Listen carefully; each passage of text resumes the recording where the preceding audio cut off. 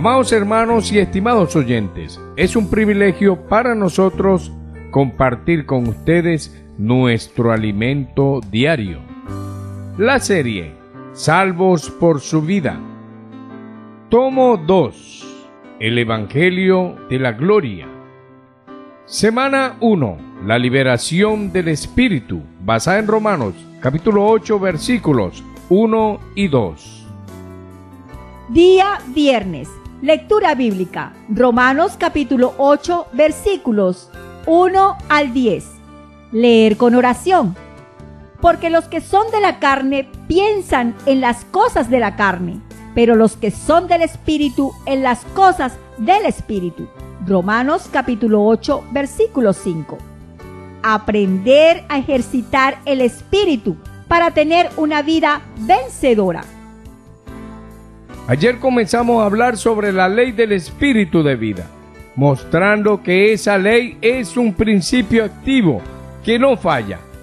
Para entender lo que es un principio, tomemos como ejemplo el avión. ¿Cuál es el secreto para que vuele? En la naturaleza existen leyes naturales, principios activos que operan automáticamente y funcionan siempre. Una de esas leyes naturales es la ley de la gravedad. El hombre ha intentado desde el principio de la historia vencer la ley de la gravedad, intentando volar. Eso nunca fue posible hasta que Bernoulli, físico suizo, descubrió el principio ley que lleva su nombre, principio de Bernoulli. Un enunciado muy simplificado de esa ley dice: en una corriente o flujo donde la velocidad del fluido es menor, la presión es más alta y viceversa. Ese es el principio ley que cuando es aplicado a las alas de un avión le permite al hombre vencer la ley de la gravedad y volar. Veamos, las alas del avión tienen una forma tal que la distancia total recorrida por el aire en su cara superior es mayor que la inferior. Es arqueada. Así, la velocidad del flujo del aire sobre el ala tiene que ser mayor al que está sobre la misma, lo que origina en la parte superior una presión más baja. Esa diferencia de presión ejercida sobre la cara inferior del ala resulta en una fuerza de abajo hacia arriba, que sustenta al avión en el aire, sustentación. Para que esa fuerza hacia arriba sea suficientemente intensa para compensar el peso del avión, la velocidad de este con relación al aire debe ser relativamente grande, lo que se logra a través del impulso dado por las hélices o por las turbinas a chorro. Frente a esto, podemos decir que la ley del Espíritu de vida vence la ley del pecado y de la muerte, así como la ley de Bernoulli vence la ley de la gravedad. ¡Aleluya! Dios ya instaló la ley del Espíritu de vida en nuestro espíritu, que nos capacita para vencer la ley del pecado y de la muerte. Pero así como el avión necesita de la velocidad para volar, necesitamos ejercitar nuestro espíritu, porque en el Espíritu de vida mora y Él vence todas las cosas. ¿Qué le parece si ejercitamos nuestro espíritu en este momento, invocando el nombre del Señor? ¡Oh Señor Jesús! ¡Oh Señor Jesús! Esa es la vida en nuestro espíritu que nos justifica, santifica y glorifica. Es la que nos lleva a satisfacer el triple requisito de Dios, o lo que es lo mismo, su exigencia de justicia, santidad y gloria. En Romanos capítulo 8, versículo 10, vemos que cuando creímos en el Señor, nuestro espíritu se volvió vida. Esto está relacionado con la justificación y satisface el requisito de la justicia de Dios. En ese momento fuimos salvos en nuestro espíritu y nuestro espíritu ya se volvió vida.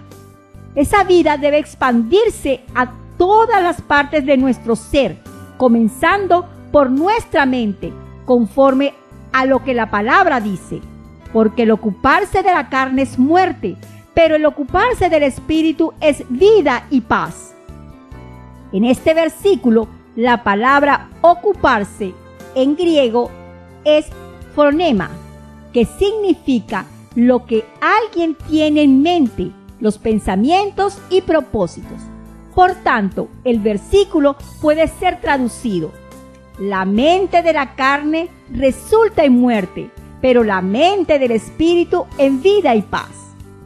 En conclusión, esa expresión nos dice que la mente puesta en la carne resulta en muerte, pero la mente puesta en el espíritu en vida y paz.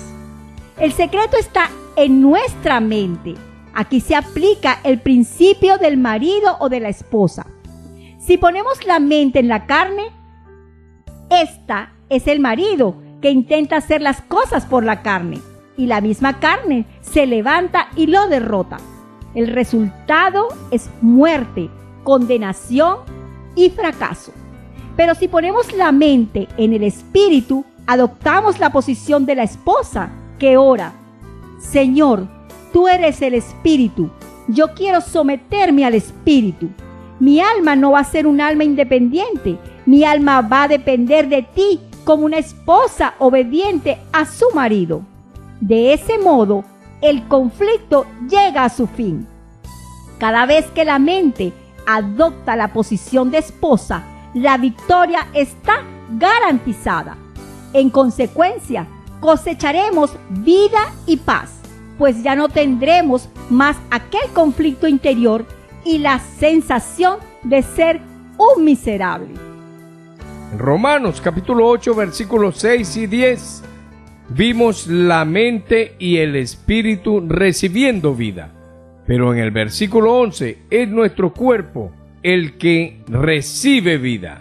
Y si el espíritu de aquel que levantó de los muertos a Jesús mora en vosotros, el que levantó de los muertos a Cristo Jesús vivificará también vuestros cuerpos mortales por su espíritu que mora en vosotros. Este cuerpo es un cuerpo de humillación, porque está lleno de enfermedades y debilidades, pero al final también se volverá vida. El espíritu es vida en la justificación. Nuestra mente se está volviendo vida por medio de la santificación, que también es la transformación de nuestra alma. Y si permitimos que el espíritu sature nuestra alma, esa vida finalmente alcanzará nuestro cuerpo, llevándolo a experimentar el poder de la resurrección. Las enfermedades serán sanadas y tendremos mucha fuerza y energía para servir al Señor. ¡Aleluya! Pregunta: ¿por qué y cómo la ley del pecado y de la muerte puede ser vencida? Buen provecho.